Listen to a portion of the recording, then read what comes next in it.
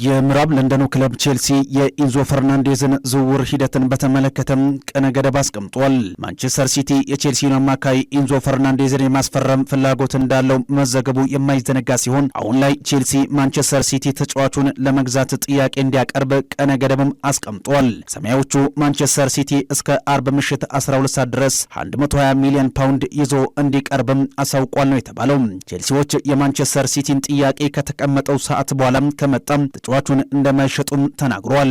ቼልሲ ስለተቀመጠው ቀነ ገደብ ለማንቸስተር ሲቲና ለተጫዋቹ ወኪሎች ማሳወቃቸውም ተገልጿል። ያ ካልሆነ ግን ከዕለተ አርብ ውጪ ቼልሲ ከማንቸስተር ሲቲ የሚቀርብለትን የትኛውንም ጥያቄ እንደማይቀበልና በዝውውር ዋጋው ዙሪያ የትኛውንም ድርድር ለማድረግ ፍቃደኛ እንደማይሆንም ቼልሲ ምሽት ላይ ያወጣው መረጃ አመላክ። ከዚሁ ከቼልሲ ጋር በተያዘም ቼልሲ ለሊያም ዴላፕ አሁን ላይ የዝውውር ጥያቄ የሚቀርብለት ከሆነ በሩን ክፍት አድርጓል።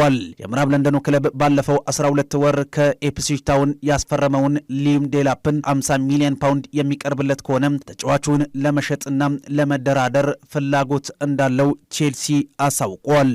ምሽት በተከናወነ የአውሮፓ ሱፐር ካፕ የፍጻሜ ጨዋታ ፓሪስ ሰን ዠርመን አሸናፊ ሆኗል። ምሽት ፓሪስ ሰን ዠርመን ከአስቶን ቪላ ጋር ያገናኘው የአውሮፓ ሱፐር ካፕ የፍጻሜ ጨዋታ ፓሪስ ሰን ዠርመን 2-1 በሆነ ውጤት በማሸነፍ ለሁለተኛ ተከታታይ ዓመት ይህንን ድል ማሳካትም ችሏል። በጨዋታው ኬቪቻ ክቫራትስኬሊያ፣ ዴዝሬ ድዌ ሁለቱን የፓሪስ ሰን ዠርመን ጎሎች ሲያስቆጥሩም የአስቶን ቪላን ከመሸነፍ ያልታደጋቸውን ብቸኛ ግብ ማጁ ከመረብ ጋር አሳርፈዋል። የ17 ዓመቱ ወጣቱ ተጫዋች ባለፈው ዓመት አስቶን ቪላን የተቀላቀለ ሲሆን በዕድሜ ትንሹ በአውሮፓ ሱፐር ካፕ የፍጻሜ ጨዋታ ጎል ያስቆጠረ ተጫዋችም ሆኗል። ፒኤስጂ የአውሮፓ ሱፐር ካፕን ለሁለተኛ ጊዜ በማሸነፍ ደማቅ ታሪክን መጻፍ የቻለ ሲሆን በአሰልጣኝ ሉዊስ ኤንሪኬ የተመራ ፓሪስ ሰን ዠርመን በዓመቱ አራተኛ ዋንጫውንም ዘንድሮ አሳክቷል። ፒኤስጂ በተከታታይ የአውሮፓ ሱፐር ካፕ ያሸነፈ በታሪክ አራተኛ ክለብም መሆኑም ችሏል።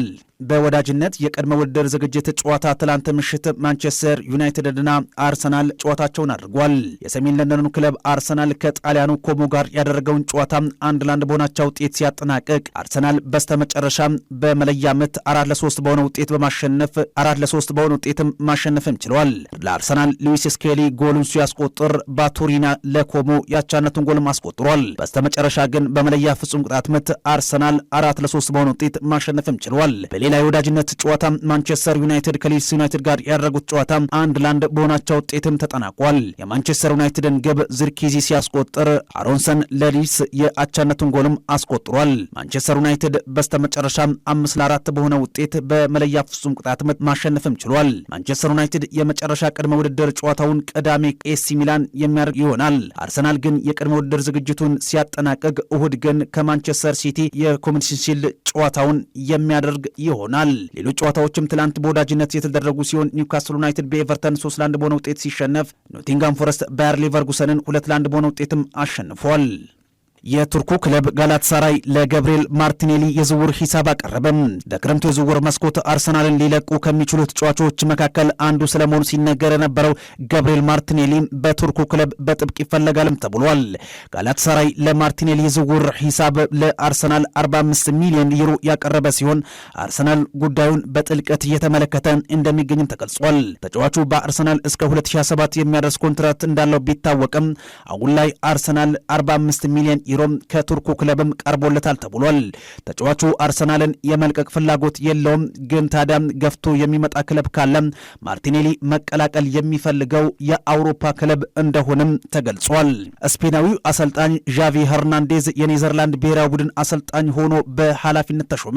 ኔዘርላንድ ብሔራዊ ቡድን አሰልጣኝ ሮናልድ ኮማንን ከዓለም ዋንጫው ማግስት ካሰናበተ በኋላ የብሔራዊ ቡድኑ አሰልጣኝ ማን አድርጎ ይሾማል ተብሎ ሲጠበቅ የነበረ ቢሆንም አሁን ላይ ስፓኒያርዱ ዣቪ ሄርናንዴዝ የብሔራዊ ቡድኑ አሰልጣኝ ሆኖም ተሾሟል። ዣቪ ሄርናንዴዝ በብሔራዊ ቡድኑ እስከ 2030 የሚያደርስ ኮንትራት የተሰጠው ሲሆን የሌላ ሀገር ዜግነት ያለው ሆኖ የኔዘርላንድ ብሔራዊ ቡድንን ያሰለጠነ አሰልጣኝ ሆኖ ከ1977-78 በኋላ አዲስ ሰውም ሆኗል።